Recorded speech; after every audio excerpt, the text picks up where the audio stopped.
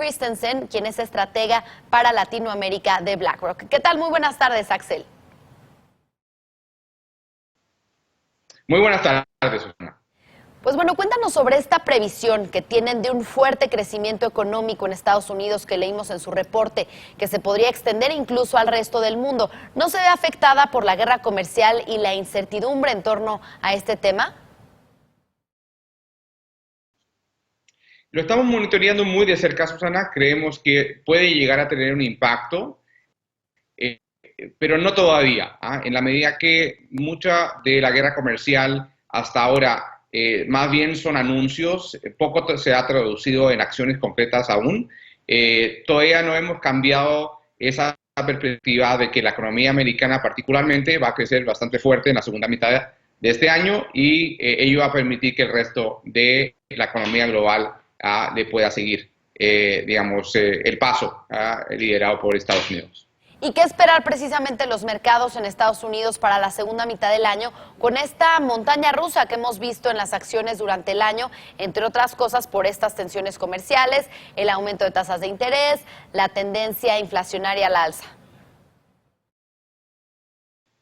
Bueno, sin duda, tú mencionas varios puntos que los inversionistas vamos a seguir muy de cerca, pero tampoco podemos perder de vista lo importante que están mostrando el crecimiento de los resultados corporativos. De hecho, en estos días ya estamos conociendo muchas empresas que están anunciando buenos números, incrementos en sus ventas, mejoras en sus márgenes.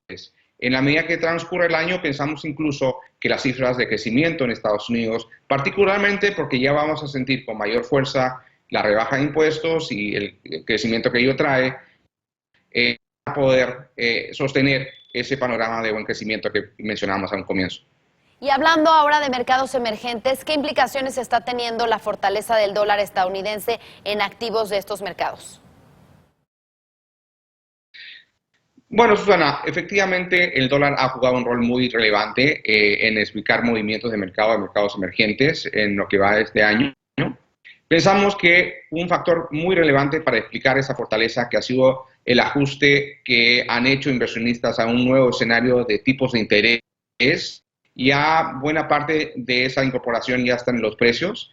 Ahora bien, el dólar va a seguir reflejando de alguna manera las percepciones de riesgo, particularmente en mercados emergentes cuyos activos, en la medida que estén afectados por riesgos como lo es la guerra comercial o como riesgo de naturaleza política, van a seguir reflejándose en las paridades cambiarias y por lo tanto no podemos descartar que el dólar siga fuerte en este tipo de mercados. Y ante este escenario, Axel, ¿cómo hacer la cartera pues más resistente a escenarios de cambios, de movimientos de incertidumbre? Bueno, en primer lugar, no olvidar un principio básico es buscar una cartera que esté apropiadamente diversificada. Eso incluye tanto a nivel de países como de distintos sectores e industrias. Y ahora bien, en la elección de cada uno de ellos nos vamos a fijar en criterios que hemos denominado de resiliencia.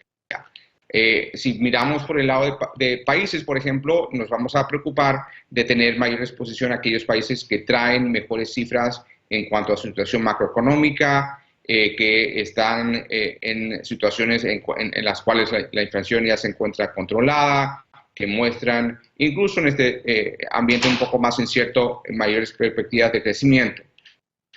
En la industria es algo similar a aquellas industrias en que podemos observar un tipo de crecimiento más estable, particularmente en compañías que tengan modelos de negocios más probados, y nos estamos preocupando mucho, Susana, de aquellas compañías que traigan mucha solidez en sus balances. Vamos a privilegiar aquellas que tengan, por ejemplo, mayor nivel de caja dentro de sus activos. ¿Y cuáles serían entonces sus expectativas en México ante la próxima llegada de Andrés Manuel López Obrador a la presidencia? Digamos que se mantendría una dinámica positiva. Bueno, estamos de alguna manera siguiendo obviamente el proceso de transición muy de cerca, viendo cuáles son los anuncios del presidente electo, de las personas que vayan configurando su gabinete también. las implicancias que ello vaya a traer en distintas dimensiones, ya sea en las perspectivas de crecimiento, cómo algunas medidas puedan incidir, por ejemplo, en la situación fiscal futura y, por cierto, la situación que pueda acontecer en un sector tan dinámico como ha sido en los últimos años, como el energético en México. Así que seguimos muy de cerca.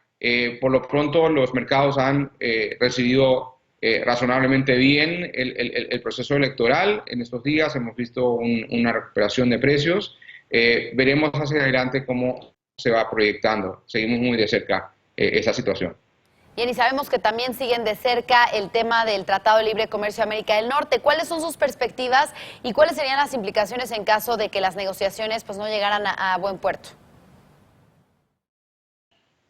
Bueno, nuestro escenario base, Susana, sigue siendo que vamos a llegar a algún tipo de acuerdo. Incluso pensamos que el tratado que se pueda acordar sea una versión mejorada de lo que ya existía, incorporando nuevas industrias, digamos, un tratado de mejor tecnología, si quieres. Sí, creemos que va a tomar algún tiempo. Dado el cambio político en México, dado que en Estados Unidos también estamos entrando en un proceso electoral que culmina en noviembre con elecciones en el Congreso. Eso probablemente lleve a que un arreglo final recién se produzca a fines de este año, incluso a comienzos del próximo. Pero nuestro escenario base sigue siendo de que lleguemos a un acuerdo. Ahora bien, de no lograrse un acuerdo, hay que quizás entrar un poco más en detalle y como inversionistas lo hacemos a implicancias un poco más industria a industria. Hay algunas industrias que el escenario alternativo no es tan distinto al escenario actual. No hay que olvidar, México ya tiene acuerdos comerciales con una cantidad considerable de países, adicionalmente Estados Unidos.